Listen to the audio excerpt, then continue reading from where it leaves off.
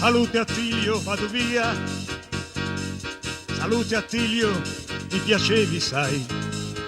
Abbiamo bevuto tanto vino, abbiamo cantato tanti amori, lottato con tanti dolori. Salute Attilio, vado via.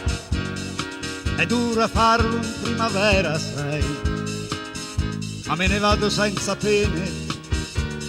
So che sei buono come il pane e per mia moglie sarà un bene. E che si rida, si canti, si balli ancora di più, che si rida e si canti quando mi si cala giù. Salute prete, vado via. Salute prete, mi piacevi, sai.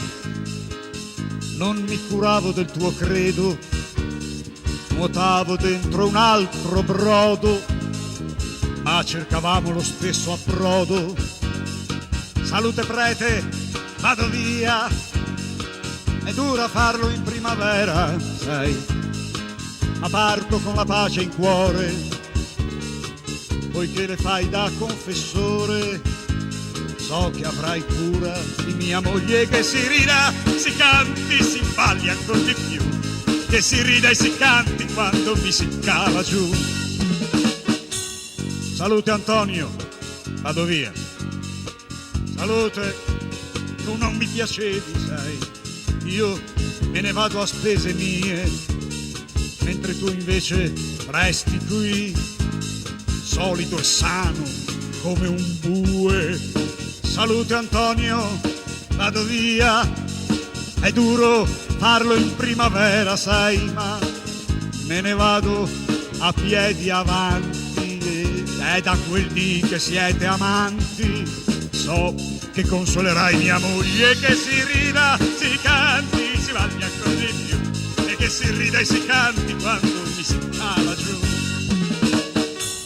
Salute moglie, vado via. Salute moglie, mi piacevi, sai, ma ho un conto aperto col buon Dio.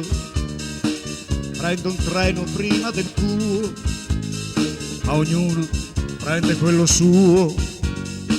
Salute moglie, vado via. È dura farlo in primavera, sai, ma me ne vado ad occhi chiusi, moglie.